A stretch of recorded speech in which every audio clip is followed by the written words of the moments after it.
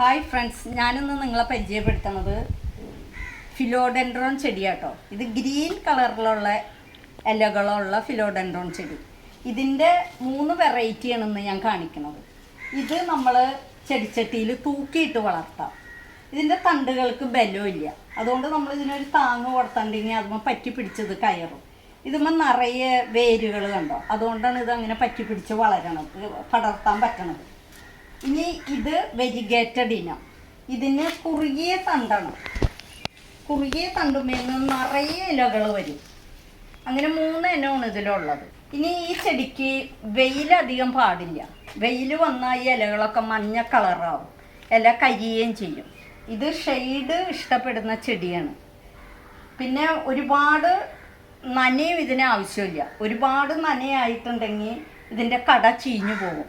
അങ്ങനെ ചീഞ്ഞു പോയ ഒരു ചെടിയാട്ടോ ഇത്. ഇത് നോക്കിയേ, ഇതിൻ്റെ ഉണ്ടോ അടിവേരില്ല. ഇതുമേ ശരിക്കും മണ്ണിലല്ല ഈ ഇതിൻ്റെ അടിഭാഗം നിൽക്കണത്. ഇത് കട്ടായിപ്പോയി, ചീഞ്ഞ് കട്ടായിപ്പോയി ഇതാ. പിന്നെ ഇതുമേനല്ല നിറയെ വേരുകൾ വരും. ഈ വേരുകൾ വന്നതുകൊണ്ട് ആ വേരാണ് മണ്ണിൽ പിടിച്ച് നിൽക്കണേ. അങ്ങനെയാണ് ഈ ചെടി വളർന്നേക്കണേ. ഇത് കട്ട് ചെയ്ത് നടേണ്ട സമയമായിട്ടോ. ഇതെങ്ങനെ കട്ട് ചെയ്ത് നടണേന്ന് വെച്ചാൽ ഇതിൻ്റെ മുകൾ വശം കണ്ടോ, ഇത് നമ്മൾ കട്ട് ചെയ്ത് നടണം. പിന്നെ ഈ തണ്ടുകളെല്ലാം പീസാക്കിയിട്ട് നമുക്ക് നടാം. ഇത് നടുന്നത് കട്ട് ചെയ്ത് കഴിഞ്ഞ് കഴിയുമ്പോൾ നമ്മൾ ഇതുമ്പോൾ സാഫ് ഒരു ഫംഗിസൈഡാണ്, അത് തേച്ച് കൊടുക്കണം.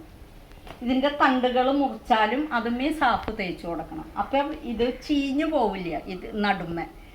പിന്നെ ഇതിൻ്റെ പോട്ടിങ്സ് എന്ന് പറഞ്ഞാൽ ചാണകപ്പൊടി, മണ്ണ്, എല്ലുപൊടി, വേപ്പിൻ പിണ്ണാക്ക്, പിന്നെ ഞാൻ കുറച്ച് ചകിരിച്ചോറും ഇടും, പിന്നെ കുമ്മായും ഇടും. ഇതൊക്കെ മിക്സ് ചെയ്ത പോട്ടി മിക്സിലാണ് ഇത് നടണത്. പിന്നെ നമ്മളധികം വളമൊന്നും ഇതിന് കൊടുക്കേണ്ട ആവശ്യമില്ല. ഇത് നടുന്നത് ഇതിൻ്റെ തണ്ടുകൾ കട്ട് ചെയ്ത് നട്ടാൽ മതി. ഈ വേരുള്ള ഭാഗത്ത് കട്ട് ചെയ്തിട്ട് നമ്മൾ നട്ടാൽ ഈസി ആയിട്ട് വളരും. ഇത് തൂക്കിയിട്ട് വളർത്താം, നമ്മളൊരു താങ്ങ് കൊടുത്ത് പടർത്തി നടുകയും ചെയ്യാം. ഇതിൻ്റെ തണ്ടുകൾ മുറിച്ചാട്ടോ നടണത്. കണ്ടോ, നിറയെ തണ്ടുകളുണ്ട്. ഇതുമേലത്തെ വേരുകൾ കണ്ടില്ലേ, ഒരുപാട് വേരുകളുണ്ട്. അതുകൊണ്ട് ഇതൊന്നും പിടിച്ചു കിട്ടാൻ ഒരു ബുദ്ധിമുട്ടുമില്ല. പിന്നെ ഇതിൻ്റെ കീടശല്യം എന്ന് പറയുന്നത് നീലിമുട്ടകളാണ്. ഇതിൻ്റെ തണ്ടുമ വന്നിരുന്ന് അതെല്ലാം ഇതിൻ്റെ നീരൊക്കെ ഊറ്റി കുടിക്കും. പിന്നെ ഒച്ചിൻ്റെ ശല്യമാണ്, ഒച്ച് വന്ന് ഇതിൻ്റെ അരിയൊക്കെ തിന്നും. ഫിലോഡെൻഡ്രോൺ ചെടി ഒരു ഇൻഡോർ പ്ലാന്റ് ആണ് കേട്ടോ. നിറയെ ഓക്സിജൻ തരുന്ന ചെടിയാണ്. നമ്മൾ ഇടയ്ക്ക് ഈ ഇലകളുടെ മുകളിലുള്ള പൊടികളൊക്കെ നമ്മളൊന്ന് തുടച്ചു കൊടുക്കണം.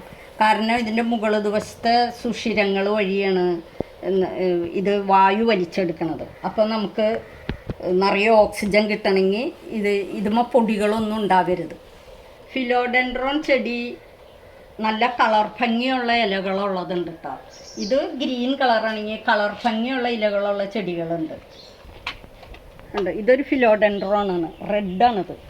ഇതിൻ്റെ ഇലകളുണ്ടോ, കുരുന്നിലകൾ കാണാനാണ് എപ്പോഴും ഫിലോഡെൻഡ്രോൺ ചെടി ഭംഗി. ഇത് വേറൊരു ഫിലോഡെൻഡ്രോൺ ആണ് കേട്ടോ. അതിൻ്റെ ഇലകൾ കണ്ടോ, കുരുന്നിലകൾ ഓറഞ്ച് പിങ്ക് കലർന്ന ഇതും കുറച്ച് മൂത്ത് കഴിഞ്ഞ് കഴിയുമ്പോൾ ആ കളർ മാറി മാറി ഗ്രീനാവും. നമുക്കിതിൻ്റെ തണ്ടുകൾ മുറിച്ച് നടാം കേട്ടോ. അപ്പോൾ ഇത് മുറിച്ച് കഴിയുമ്പോൾ നമ്മൾ സാഫൊന്ന് തേച്ച് കൊടുക്കണം. ഇതാണ് കേട്ടോ സാഫ് തേച്ച് കൊടുക്കണം. ഇത് കട്ട് ചെയ്യുമ്പോൾ നമ്മൾ ശ്രദ്ധിക്കേണ്ടത് ഇതിൻ്റെ ചിറ നമ്മുടെ കൈമയായ ചൊറിയും. ഇത് അരിയേസിയ ഈ ചേമ്പിൻ്റെ വർഗ്ഗത്തിൽ പെട്ടതാണല്ലോ, അതുകൊണ്ടാണ് നമുക്ക് ചൊറിയണത്. ഇതിൻ്റെ മുകൾ വശം നമുക്ക് കട്ട് ചെയ്യാം കേട്ടോ. ഭയങ്കര കട്ടിയാണ്, നല്ല മൂത്തത് കൊണ്ട് ഇതിൻ്റെ നിറയെ വേരുകളുണ്ട് കേട്ടോ. കണ്ടോ, ഇതിൻ്റെ വേരുകൾ കണ്ടോ, നിറയെ വേരുകൾ. അതുകൊണ്ട് ഇത് എങ്ങനെ നട്ടാലും പിടിക്കും. ഇതുമ്പോൾ നമ്മൾ സാഫ് തേച്ച് കൊടുക്കണേ. അപ്പോൾ ഇത് ചീഞ്ഞും പോവില്ല കേട്ടോ. പിന്നെ പോട്ടി മിക്സിനെ കുറിച്ച് ഞാൻ പറഞ്ഞല്ലോ, ആ പോട്ടി മിക്സിൽ വേണം നടാൻ. ഇത് നടുമ്പോൾ എങ്ങനെയാണെന്ന് വെച്ചാൽ ഞാൻ എപ്പോഴും ചെടിച്ചട്ടിയിൽ കുറച്ച് കരിയില ഇടും. കരിയിലയോ പഴയ പേപ്പറോ എന്തായാലും ഇടും. എന്നിട്ട് ഇത് വെച്ചിട്ട് ആ മണ്ണിട്ട് കൊടുക്കാണ് ഈ പോട്ടിങ് മിക്സ്. അപ്പോൾ എന്താണെന്ന് വെച്ചാൽ നമുക്ക് ചെടിച്ചട്ടിക്ക് ഒട്ടും കനം ഉണ്ടാവില്ല മാറ്റി വെക്കാനൊക്കെ. അപ്പം അങ്ങനെ നമുക്ക് ഇത് നടാട്ടോ. ഇതുണ്ടോ, വേരുകളുള്ളതുകൊണ്ട് ഇത് പിടിക്കുകയും ചെയ്യും. ഇനി ഇതിലേക്ക് മണ്ണിട്ട് കൊടുത്താൽ മതി. അപ്പം നമ്മളതിൻ്റെ മോള് വശത്തെ തണ്ട് കട്ട് ചെയ്ത് നമ്മൾ നട്ടിട്ടുണ്ട്. ഇനി ഇതിൻ്റെ ബാക്കിയുള്ള തണ്ടുകളാട്ടോ. ഇത്രയും വേരിൻ്റെ ആവശ്യമില്ല. ഇതുണ്ട്, ഇത് നമ്മൾ കട്ട് ചെയ്ത് കളയണം. എന്നിട്ട് ഇതുമ്പോൾ സാഫ് തേച്ച് വെച്ചിട്ട് സാഫ് തേച്ചിട്ട് ഇവിടെ നട്ടാൽ മതി. ഇതുണ്ട്,